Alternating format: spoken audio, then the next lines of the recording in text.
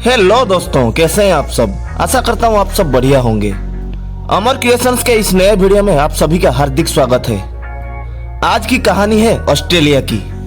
Cricket के लिए हम सब ऑस्ट्रेलिया को जानते हैं।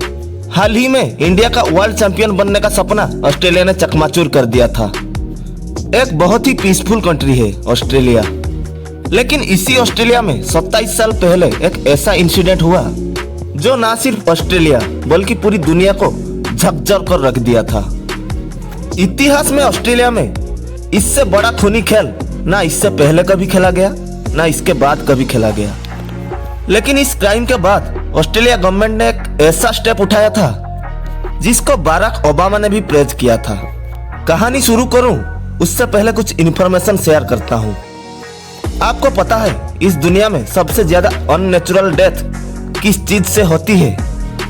बीमारी को छोड़ के सबसे ज्यादा मौत होती है गोली से, बंदूक की गोली।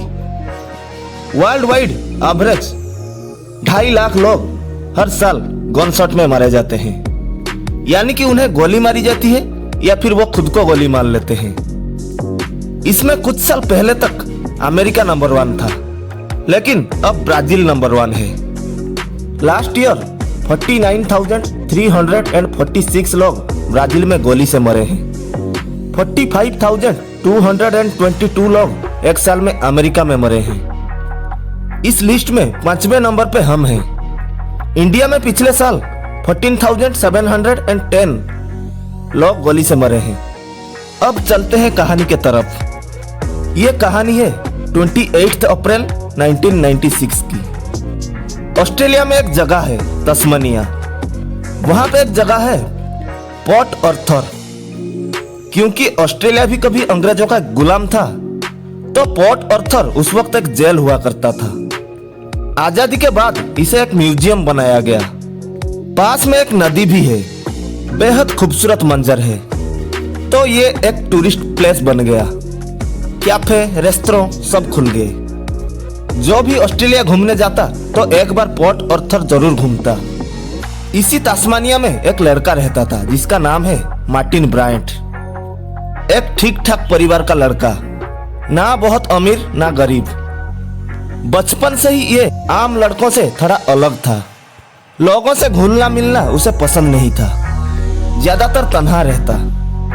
जब वो थोड़ा बड़ा हुआ तो जहाँ पे उसका घर था उसके घर के इर्द गिर्द जब भी कोई पैरट यानी तोता उसे दिखाई देता वो गोली से उसे मार देता। पड़ोसी भी उसके इस हरकत से परेशान थे। लेकिन बचपन में उसने बहुत सारे तोता को मार डाला। धीरे धीरे बड़ा हुआ। उसके फादर थे मॉरिस एक शॉप बनाना चाहते थे, ब्रेड एंड ब्रेकफास्ट, जहाँ पे लोग आते, एक रात के लिए रुकते, सुबह ब्रेकफास्ट करके निकल लेते। तो एक ऐसी प्रॉपर्टी देखी और खरीदना चाहते थे। लेकिन इत्तेफाक से एक पड़ोसी था जो उसे खरीद लिया। उन्हें बड़ा दुख हुआ। फिर उन्होंने दूसरी प्रॉपर्टी देखी, लेकिन उस पड़ोसी ने उसे भी खरीद लिया। इन्होंने उससे कहा कि हमें दे दो, लेकिन वो नहीं माना। शायद बिजनेस में आने नहीं देना चाहता था। यह बात मॉरिस को बड़ी बुरी लगी। वो डिप्रेशन में चले गए और ये बात मार्टिन को भी पता था।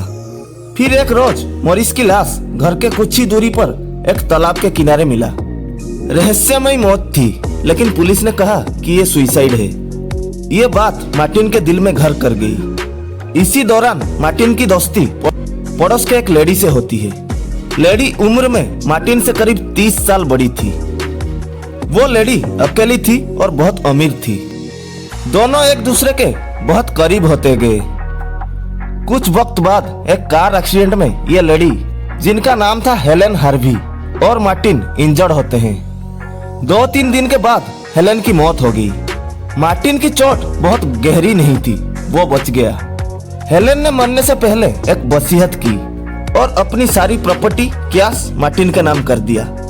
अब अचानक मार्टिन अमीर बन जाता है। हालांकि बहुत सारे लोगों का ये कहना था कि मार्टिन जब भी कार में बैठता था तो हमेशा स्टीयरिंग को अपने कब्जे में लेने की कोशिश करता।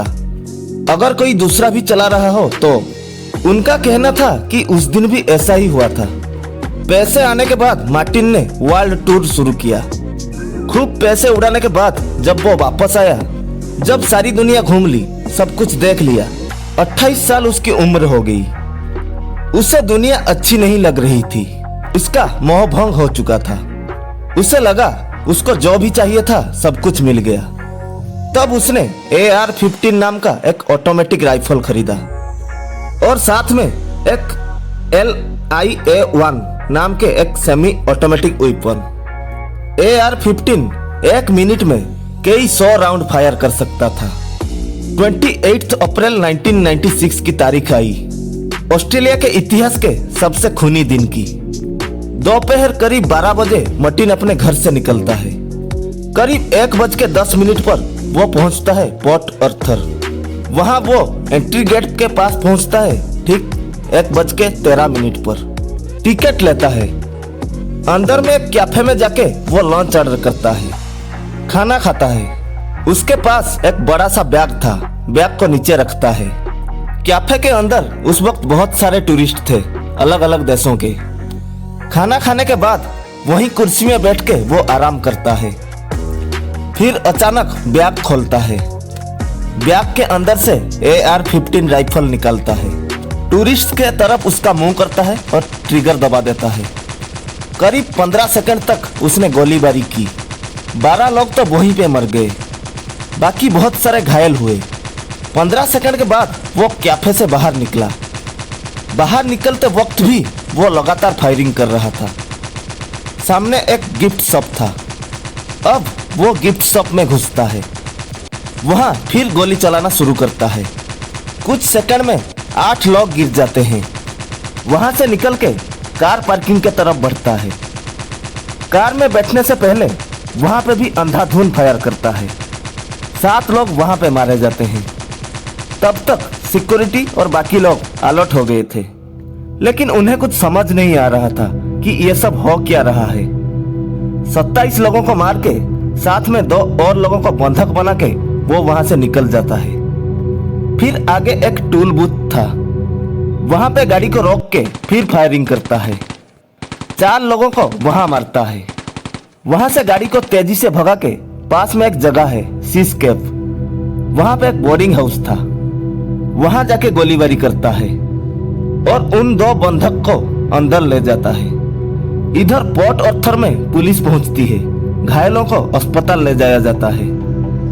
तब तक मीडिया में भी खबर आ गई। ऑस्ट्रेलिया में हड़कंप मचा हुआ है। फिर पुलिस फॉलो करते करते उस बोर्डिंग हाउस के पास पहुंचती है। वहां से गोली चलने की आवाज आती है। गाड़ी वहीं पार्क थी। पुलिस को समझ आ जाती है कि कातिल इसके अंदर है। पुलिस उस बोर्डिंग हाउस को घेर लेती है। फिर मार्टिन पुलिस के ऊपर गोली चलाता है। कहीं वो बंधकों को मार ना दे, इसलिए उसे वार्निंग दी जाती है कि सरेंडर कर दो। सिलसिला यूं ही चलता रहा।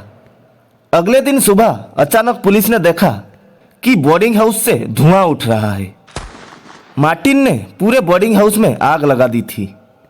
थोड़ी देर बाद पुलिस ने देखा कि एक शख्स जिसके कपड़ों में आग लगा हुआ है वो बोर्डिंग हाउस से बाहर दौड़ता हुआ आ रहा है।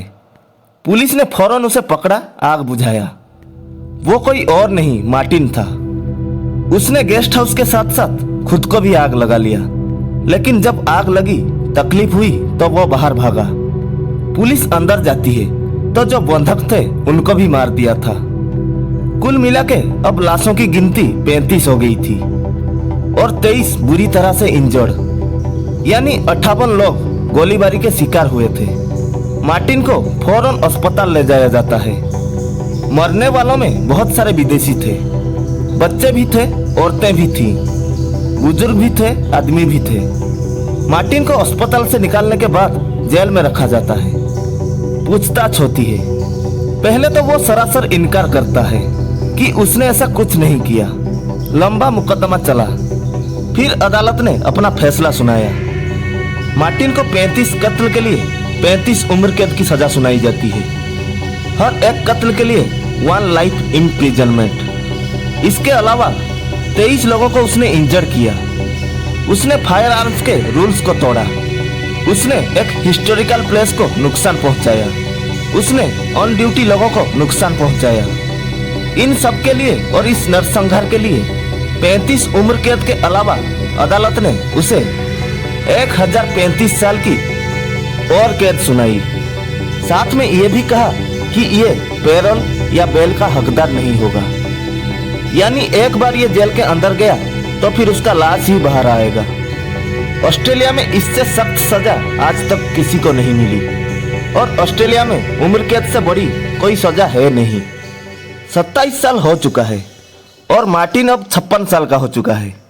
अभी भी वो एडिलेड के एक जेल में बंद है, लेकिन उसने कभी नहीं बताया कि उसने ये सब क्यों किया।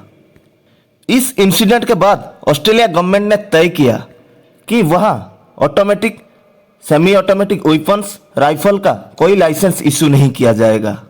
जिसको बहुत ज़रूरत है, जान का खतरा है, उसके लिए एक अलग सा क्लॉज होगा। फिर गन टेक पॉलिसी अपनाया गया।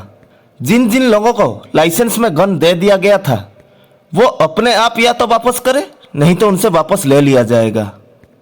देखते ही देखते 7 लाख वेपन्स लोगों ने सरकार को वापस किया। उन सारे वेपन्स को डिस्ट्रॉय कर दिया गया। बहुत सारे गन मैन्युफैक्चरर्स ने सरकार को विरोध किया और कोशिश की कि ये कानून पास ना हो, लेकिन इस इंसिडेंट ने वहाँ के लोगों के दिमाग में ऐसा असर डाला कि हर कोई इस रूल को स्वागत किया और अपने आप गन रिटर्न कर दिए। अब ऑस्ट्रेलिया में गन को लेकर मौत 250% कम हो गया है। बाराक ओबामा जब ऑस्ट्रेलियाई दौर पर गए थे तब उन्होंने खुल के कहा था कि हमें ऑस्ट्रेलिया से सीखना चाहिए कि गन कल्चर को कैसे रोके, कैसे हम लोगों के जिंदगी को बचा सकें। उन्होंने ये भी कहा था कि जो 9/11 हुआ था उसमें जितने लोग मरे वो कुछ नहीं, जितने अमेरिका में हर साल बंदूक से मरते हैं। ऐसे ही इंडिया को भी इससे सीख लेनी चाहिए, तब भी बढ़ते क्राइम को रोका जा सकता है। तो ये थी पूरी कहानी। अब प्यार के इस अंजाम को भी एक बार देख लीजिए, कैसे वैलेंटाइंस डे में एक आशिक की मौत हुई। आशा करता हूँ आपको वीडियो इन्फॉर्मेटिव लगी होगी। तो मिलते हैं अगले वीडियो में, तब तक के लिए खुश रहिए।